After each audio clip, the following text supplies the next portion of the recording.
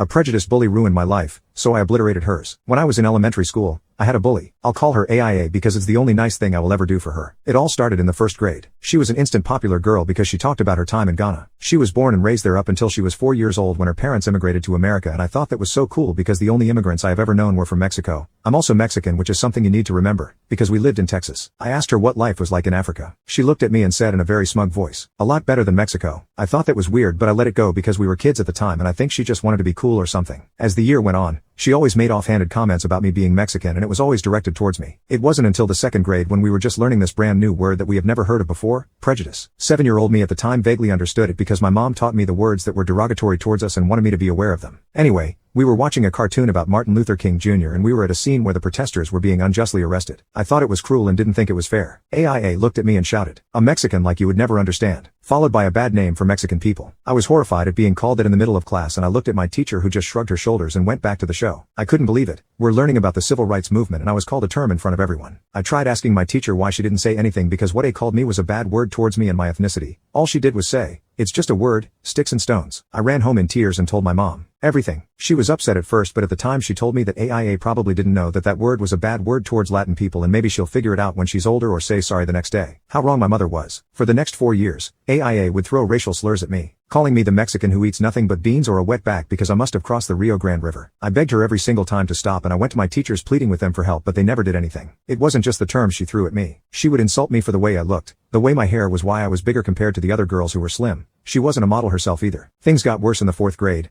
I was going through a rough time because my mom was dating a man who drank beer as if prohibition ended. He also smoked heavily and the smell will end up on my clothes, which added fuel for AIA's fire. I would always use me as an example about the dangers of smoking, pointing out how the smell was so bad that she constantly plugged her nose every time she walked by me. It led to rumors of me never taking a bath that followed me up until the end of 6th grade. At this time my mom was starting to realize that AIA was not stopping and she tried contacting the school, but all she would get was that it was just a disagreement between two classmates. She wrote notes for me to give to my teachers, but nothing would happen, and in the 5th grade things really took a bad toll. My grandfather passed away and his death hurt me so much that even to this day I still feel that raw pain of his passing. Word got out to my school and AIA walked up to me saying how sorry she was that my grandfather was gone. I naively thought that maybe, just maybe, she would stop being a bully and say sorry for saying prejudiced things towards me. Nope. It's sad that he died to get away from you. I would too if I realized my granddaughter was so ugly. I broke into tears while she and a few of her friends laughed. And as always, none of my teachers did anything to stop her. I told my mom, who managed to finally get a hold of my teacher and demanded that she do something about it or else she was going to go up there and make her stop. So for the first time in the whole year, my teacher walked up to AIA and told her to stop being so mean to me. I looked at her and burst into tears crying that she was being so mean. "It's because I'm black, isn't it?" Immediately my stupid teacher backed off. AIA would go on to use that phrase every single time any of our teachers even attempted to do something. Now you're probably wondering how she ruined my life. Well, I'm getting to it. Things slowly quieted down when I was in 6th grade, but she was plotting something. I used to draw anime a lot. I wasn't any good, but I practiced every single day and slowly my skills were improving. I was drawing the main cast of Sailor Moon during my free period and it was a decent first attempt really. For once there were no stray pencil marks and I didn't have to erase as much. I left to go to the bathroom and when I came back my drawing was ruined. It had pen marks everywhere with the slurs and wetback in permanent marker all over it. I was devastated and broke down.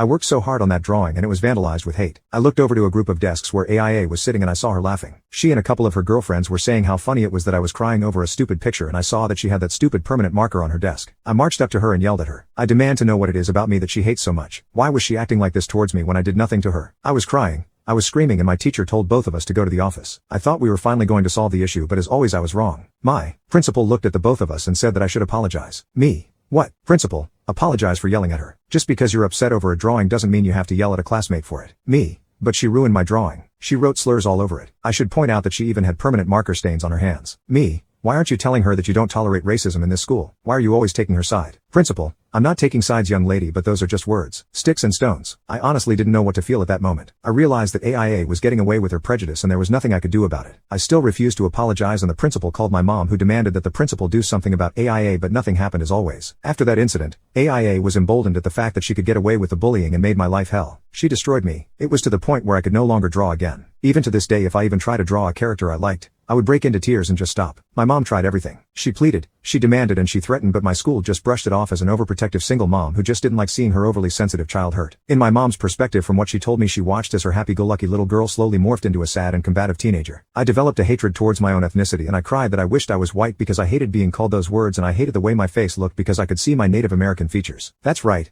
I'm indigenous too. She made me hate myself. It was only after elementary school did the bullying finally stop because she went to a different junior high school, but just because I was able to get away from her didn't mean that the effects of her bullying stopped. I had to go to therapy to get rid of the terrible things she said to me out of my head and slowly regain myself as a person. My family who knew of the bullying gathered around and gave me unconditional love and support, all the while telling me stories of our ancestors who started our family, how they fled Spain during the Texas Revolution. I even went to the tribe I was descended from to help gain a better understanding of my indigenous roots, and they helped me immensely as well. AIA and I ended up going to the same high school, but I avoided her like the plague because I wanted nothing to do with her or her bullcrap. AIA was a model student, and during Black History Month, we used to have an assembly where we talked about the great black figures in history. She would always go on the podium and talk about how proud she was of her ethnicity and that we should embrace everyone of different ethnicity, religion and all that good stuff. It took all of my willpower and constant reminding of myself that what happened in elementary school was in the past to not laugh and roll my eyes. I just thought she was a piece of work.